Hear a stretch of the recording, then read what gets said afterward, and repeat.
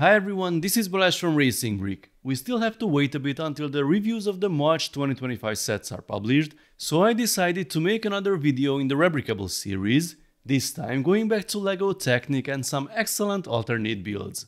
I'm sure many people will be familiar with the designer.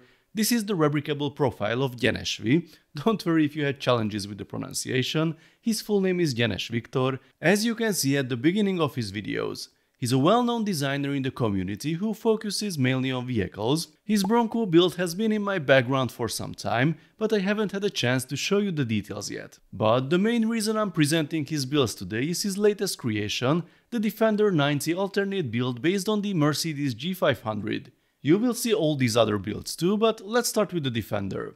If I put the models side by side, you probably wouldn't even recognize the difference at first glance, apart from the lights and the grille of course, but this is a completely different build using only parts from this set.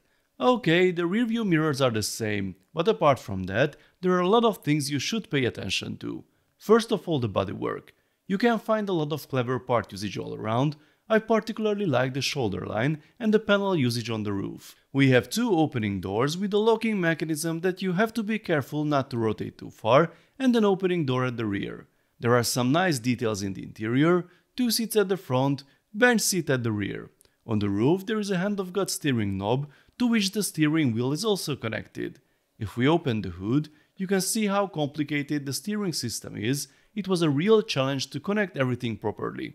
There is a functional inline 4-cylinder engine and an H-pattern shifter in the cabin with 3 gears and reverse. There is a central differential lock and one for the rear axle, both manually operated. The suspension is nice and bouncy, a little less travel than the Mercedes, but I think it looks more realistic. There are also some accessories on the roof and around the vehicle. It's a nice manual setup with some cool working features. Going back chronologically, we should next look at the Polaris RZR buggy, built from the parts of the Ford 2160 Audi RSQ e-tron. You've seen the original several times on the channel, but this build looks and feels very different. It's much shorter and taller than the Audi, but this is what the Polaris looks like. This time there is no gearbox or anything like that. We have the 3 motors inside cleverly arranged. The 2 lower ones are responsible for driving the wheels. They are coupled and drive the central shaft, which drives both the front and rear axles. The steering motor is located above the front axle, as you can see better in this rendering. The hub is located at the rear, upside down, and allows access to the batteries. The interior is pretty basic, but definitely better than the one in the Audi, because there is none. We have 2 seats, a dashboard, a steering wheel that's not connected to the front wheels, and even a gear stick. You really have to resist the urge to push it in, because it's not a bug, it's a feature. This build was purposefully left without stickers. You can reuse the one with the headlights when you rebuild the Audi. If we take another look at the underside, the construction of the front axle is quite similar, but the rear axle is pretty different. It has these long trailing arms, and this is where the shock absorbers are. The suspension travel is not limited by the body in this case, so it's significantly improved compared to the Audi. What about the performance? Well, first we have to turn it on, but how do you do that when the hub is upside down? There's a clever trick, a hidden switch. The set can be controlled with the Audi standard control class profile, which make things pretty simple. It's a little lighter than the Audi, but it hasn't become lightning fast. You can see the bouncy suspension in action on the obstacles. The weather is not so nice around here in January, so there are no outdoor shots, sorry. The construction is pretty solid by the way. You can easily grab it by the roof, at least at the back, maybe you should avoid it at the front. The next one is another alternate build, but this time with parts from 2 sets, the 42126 Ford Raptor and the 42129 Mercedes Z-Cross, and this is of course the Ford Bronco. If you only have the Raptor, there is also a manual version with a slightly different look. So this is an RC set, but also has a detailed body and interior. This model also has some custom stickers from Forward Sticker. You can find the link on the Rebrickable page. The Bronco has opening doors, nice details inside, lots of accessories on the roof. You can even open the hood, and the trunk cover can also be opened to get access to the button on the hub. To give you even better access, the entire body can be easily removed to reveal the electronics and the drivetrain.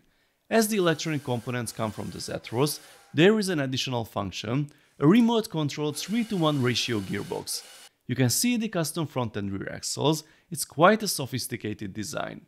And to make it easy to operate, the Bronco can be controlled with the control pass profile of the Zetros. It's not super fast, especially in low gear, but it's definitely fun to drive around and climb over some obstacles, and the effect of the different gears is clearly visible.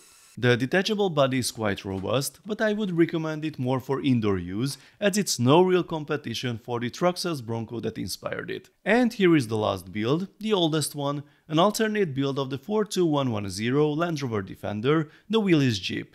This is the manual version. There is a similar combined build to the Bronco, using the electronic parts from the Zetros. Again, some main components are the same because they have to be the same: wheels, rear fenders, color of the roof, but this is a Land Rover and this is clearly a Jeep. Maybe the proportions are not perfect, but still very recognizable. I like the extra details like the jerry can at the rear. We have hand-of-God steering located here, the placement is a bit tricky and you have to use some force to turn the wheels when the car isn't moving, but it's also connected to the steering wheel. The roof is removable, by the way. Here is a spare knob for the hand-of-God steering, and the windshield can also be folded down. The suspension and axles are completely different to the original, a very interesting design. There's a lot going on in the drivetrain. We have a straight 4 engine under the hood, and there are a total of 3 sticks in the cabin. There's a 4-speed gearbox. This is how you go through the gears.